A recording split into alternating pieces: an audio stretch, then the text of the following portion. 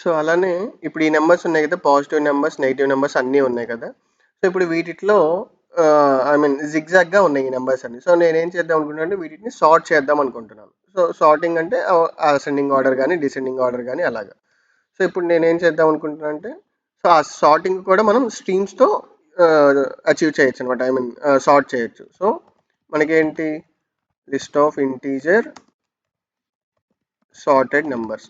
So నెంబర్స్ని sort చేశాక మనకి అప్డేటెడ్ లిస్ట్ కావాలి రిటర్న్గా. ఓకే, సో దాన్ని లిస్ట్ ఆఫ్ సార్టెడ్ నెంబర్స్ అని చెప్పి తీసుకుంటున్నాను. Okay, so numbers dot stream dot, దీని మీద మనకి ఏంటంటే సార్ట్ అని చెప్పి మనకి మెథడ్ ఉంది, సార్టెడ్ అని. ఓకే, డాట్ సో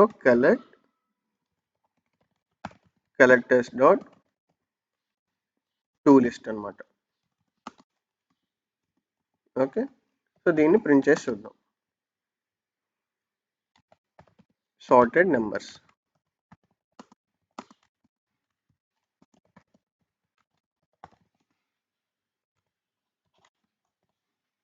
ఎక్స్క్యూట్ చేసి చూద్దాం. సో -9 3 4 8. సో ఇంతకుముందు ఎలా ఉంది, 9 అనేది ఇక్కడ సమ్ థర్డ్ పొజిషన్లో ఉంది. సో ఇప్పుడు ఇవన్నీ సార్ట్ అయ్యాయి. అంటే ఇప్పుడు ఏంటి, మనం ఈ సార్టెడ్ మెథడ్ యూజ్ చేస్తే మనకి ఇది డిఫాల్ట్ సార్టింగ్, అంటే అసెండింగ్ ఆర్డర్లో సార్ట్ అయిపోయింది.